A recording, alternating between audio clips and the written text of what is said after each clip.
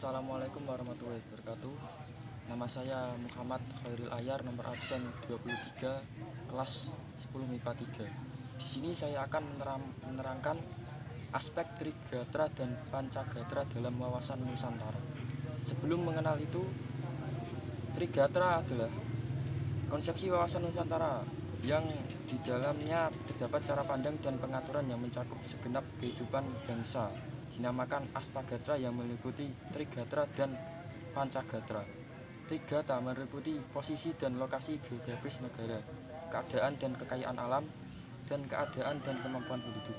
Pancagatra merupakan aspek sosial kemasyarakatan yang terdiri atas ideologi, politik, ekonomi, sosial budaya, dan pertahanan keamanan.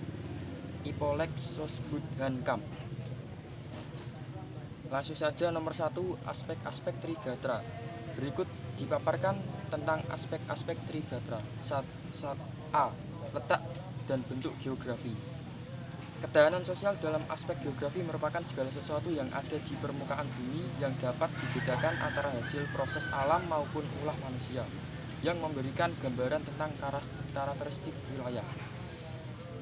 Hal ini dilakukan demi menjamin kepentingan nasional. Berdasarkan letak geografisnya, bentuk negara dapat dibagi dalam negara yang ada di daratan, di lautan, atau di lingkungan daratan dan lautan. Ada negara yang mempunyai ciri khusus berkenaan letaknya, diantaranya sebagai berikut. 1. Negara yang dikelilingi oleh daratan. Lingkungan negara seperti ini demikian hanya terdapat daratan atau benua. 2. Negara dikelilingi lautan dan dibedakan sebagai berikut. A. Negara kepulauan archipelagic state, yaitu negara yang bersifat kepulauan archipelago. B. Negara pulau island state, yaitu negara yang memiliki wilayah darat lebih luas dari wilayah lautnya. Circummarine, yaitu negara yang komponennya hanya dapat dicapai melalui transportasi laut. Negara daratan yang memiliki wilayah yang bersifat kepulauan. B. Keadaan dan kemampuan penduduk. Aspek kependudukan memiliki sebuah tolak ukur internasional, yaitu pencapaian tingkat kesejahteraan dan juga keamanan. Beberapa faktor yang mempengaruhi ketahanan sosial pada aspek kependudukan yaitu sebagai berikut. 1. Jumlah penduduk. Jika hal tersebut tidak terjadi, maka akan muncul dampak negatif yang timbul pengangguran dan dapat melemahkan ketahanan sosial meskipun hal tersebut tidak terlalu mencolok. Penduduk memiliki segi positif dan segi negatif. Segi positifnya yaitu dapat menjadi angkatan kerja yang bertambahnya tenaga kerja untuk meningkatkan jumlah produksi dan untuk meningkatkan ekonomi negara. Komposisi penduduk. Jika dipresentasi kelompok umur terbesar pada umur produktif, maka hal ini berarti akan dapat meningkatkan ketahanan sosial dalam komposisi penduduk. Jika yang terbesar adalah kelompok umur non-produktif, maka akan dapat melemahkan ketahanan sosial. Selain umur, terdapat hal lainnya seperti jenis kelamin, tingkat pendidikan.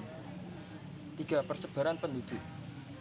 Faktor persebaran penduduk yang ideal adalah persebaran yang sekaligus dapat memenuhi persyaratan kesejahteraan dan keamanan, yaitu persebaran yang proporsional. 4. Kualitas penduduk. Faktor kualitas penduduk berupa fisik dan non-fisik. Faktor fisik terdiri atas kesehatan, gizi, dan kebugaran. Faktor non-fisik yaitu mentalis dan intelektualis. C. Keadaan dan kekayaan alam. Kekayaan alam suatu negara merupakan segala sumber dan potensi alam yang terdapat di permukaan bumi, ruang angkasa, atmosfer, dan di dalam bumi yang berada di wilayah kekuasaannya.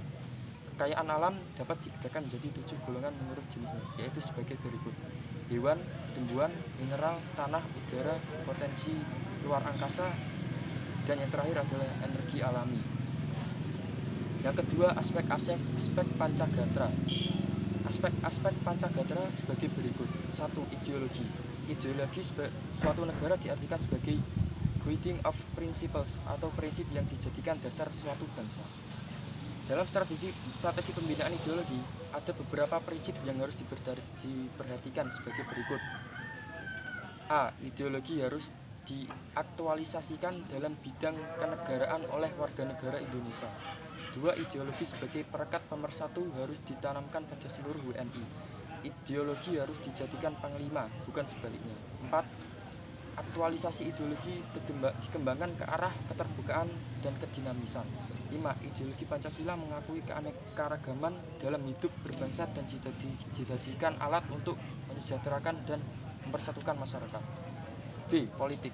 Dalam hal politik diartikan sebagai asas, haluan atau kebijaksanaan yang digunakan untuk mencapai tujuan dan kekuasaan. Upaya bangsa Indonesia untuk meningkatkan ketahanan di bidang politik adalah upaya mencari keseimbangan dan keserasian antara keluaran dan kemasukan berdasarkan Pancasila dan merupakan pencerminan dari demokrasi Pancasila. Ekonomi. Kegiatan ekonomi adalah seluruh kegiatan pemerintah dan masyarakat dalam mengelola faktor produksi dan distribusi barang dan jasa untuk kesejahteraan rakyat. Kemampuan bersaing dalam hal ekonomi dapat meningkatkan kemandirian ekonomi dalam negara. Ketahanan di bidang ekonomi dapat ditingkatkan melalui pembangunan nasional yang berhasil. Namun tidak dapat dilupakan faktor-faktor non-teknis karena saling terkait dan berhubungan. Sosial budaya. Sosial budaya dapat diartikan sebagai kondisi dinamika budaya bangsa yang berisi keuletan untuk mengembangkan kekuatan nasional dalam menghadapi dan mengatasi ancaman, tantangan, hambatan, dan gangguan, baik di dalam maupun luar, baik langsung maupun yang tidak langsung, yang membahayakan kelangsungan hidup sosial NKRI berdasarkan Pancasila dan UUD 1945. Pertahanan dan keamanan. Pertahanan dan keamanan diartikan sebagai kondisi dinamik kehidupan pertahanan dan keamanan bangsa Indonesia yang berisi keuletan dan ketangguhan yang mengandung kemampuan dan mengembangkan kekuatan nasional. Prinsip-prinsip sistem keamanan nasional antara lain, bangsa Indonesia cinta damai, tetapi lebih cinta kemerdekaan. Pertahanan keamanan dilandasi dengan landasan ideal Pancasila, landasan konstitusional UUD 1945, dan landasan visional wawasan Nusantara. Pertahanan keamanan negara merupakan upaya terpadu yang melibatkan segenap potensi dan kekuatan nasional. Pertahanan dan keamanan diselenggarakan dengan Sishankam-Mas atau Sishankam-Rata. Dan itu saja yang bisa disampaikan. Penutupnya adalah terkait dengan maraknya wabah corona ini. Saya akan menyampaikan pesan singkat untuk mencegah dan memberantas COVID-19 ini. 1. Tetap di rumah saja dan belajar dari rumah saja. Memakai masker apabila beraktivitas dan cuci tangan dengan sabun apabila bersentuhan dengan orang lain atau benda apapun. Sekian dan terima kasih. Wassalamualaikum warahmatullahi wabarakatuh.